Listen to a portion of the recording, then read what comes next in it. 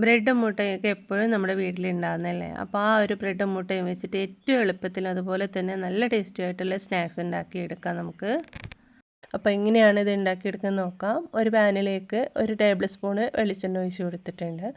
ഇതിലേക്കൊരു 2 സവാള ചെറുതായി കനം കുറച്ചരിഞ്ഞത് ചേർത്ത് കൊടുക്കുന്നുണ്ട്.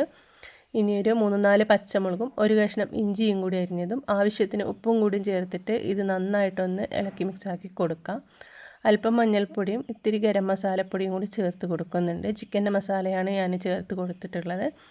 ഇതൊന്ന് വാടി വരുന്ന സമയത്ത് ഇതിലേക്ക് 2 മുട്ട പൊട്ടിച്ചൊഴിക്കുന്നുണ്ട്. ഇനി ആ മുട്ടയുടെ കൂട്ടൊക്കെ വെന്ത് നന്നായിട്ടൊന്ന് ഉടച്ചെടുക്കണം. ഇനി ഇതിലേക്ക് ഒരു 1/4 ടേബിൾ സ്പൂണ് കുരുമുളക് പൊടിയും കൂടി ഇട്ട് കൊടുക്കുന്നുണ്ട്. കറിവേപ്പിലയും മല്ലിയിലൊക്കെ ചേർത്ത് കൊടുത്തിട്ടുണ്ട് കേട്ടോ. ഇനി നമുക്ക് കുറച്ച് ബ്രെഡ് വേണം. ഇതിൻ്റെ ഈ ഒരു സൈഡ് ഭാഗം ഒന്ന് കട്ട് ചെയ്തെടുക്കാം. കട്ട് ചെയ്തെടുത്തിട്ടുള്ള ബ്രെഡിൻ്റെ ഭാഗം നമുക്ക് കളയണ്ട, അത് നമുക്ക് പൊടിച്ചെടുക്കാം. ഇത് ഇനി മിക്സി ജാറിലിട്ടിട്ട് ഒന്ന് പൊടിച്ചെടുക്കുന്നുണ്ട്. പൊടിച്ചെടുത്തിട്ടുള്ള ബ്രെഡിൻ്റെ ക്രംസ് ഞാൻ ഈ ഒരു മസാലയിലേക്ക് ഇട്ട് കൊടുക്കുന്നുണ്ട്. എന്നിട്ട് നന്നായിട്ടൊന്ന് മുരിഞ്ഞ് വരുന്നവരെ ഒന്ന് ഇളക്കി മിക്സാക്കിയിട്ട് ഒന്ന് വഴറ്റിയെടുക്കാം.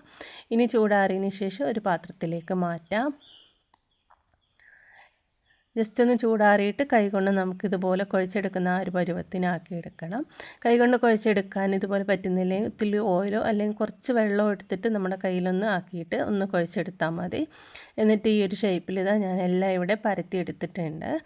ഇനി നമുക്ക് 2 മുട്ട വേറൊരു പാത്രത്തിലേക്ക് പൊട്ടിച്ചിട്ട് അതിലേക്കൊരു നുള്ള ഉപ്പും കൂടി ഇട്ടിട്ട് ഒന്ന് മിക്സാക്കി കൊടുക്കുന്നുണ്ട്.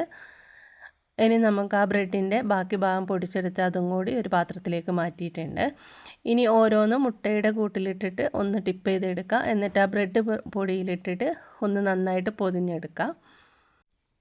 ശേഷം നമ്മളത് ചൂടായ ഓയിലിട്ടിട്ട് ഫ്രൈ ചെയ്തെടുക്കുകയാണ് ചെയ്യുന്നത്. എല്ലാം ഇതുപോലെ ഇട്ടിട്ട് നമ്മൾ നല്ലതുപോലെ ഫ്രൈ ചെയ്തെടുക്കുക.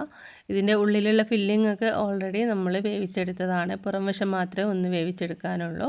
തീ കുറച്ച് വെച്ചിട്ട് 2 വശവും നന്നായിട്ട് മുരിഞ്ഞ് വരുന്ന സമയത്ത് നമുക്ക് എണ്ണയിൽ നിന്ന് കോരി മാറ്റാം. മുട്ടയും ബ്രെഡും വെച്ചിട്ട് ഉണ്ടാക്കിയെടുത്തിട്ടുള്ള ഒരു അടിപൊളി സ്നാക്സാണ് കേട്ടോ ഇന്ന് നമ്മൾ റെഡിയാക്കി എടുത്തിട്ടുള്ളത്. നല്ല ടേസ്റ്റുള്ളൊരു സ്നാക്സ് തന്നെയാണ്. എല്ലാവരും ഒന്ന് ഉണ്ടാക്കി നോക്കുക. എന്നിട്ട് നിങ്ങളുടെ അഭിപ്രായം കമൻറ്റായിട്ട് അറിയിക്കാനും മറന്നു പോകരുത്. നമ്മുടെ വീഡിയോ ഇഷ്ടമായിട്ടുണ്ടെങ്കിൽ വീഡിയോക്ക് ഒരു ലൈക്ക് അടിക്കാനും വീഡിയോസ് ആദ്യമായിട്ട് കാണുന്നവരുണ്ടെങ്കിൽ ചാനലൊന്ന് സബ്സ്ക്രൈബ് ചെയ്ത് സപ്പോർട്ട് ചെയ്യാനും മറക്കരുത് കേട്ടോ. വീണ്ടും നമുക്ക് മറ്റൊരു വീഡിയോയുമായിട്ട് കാണാം.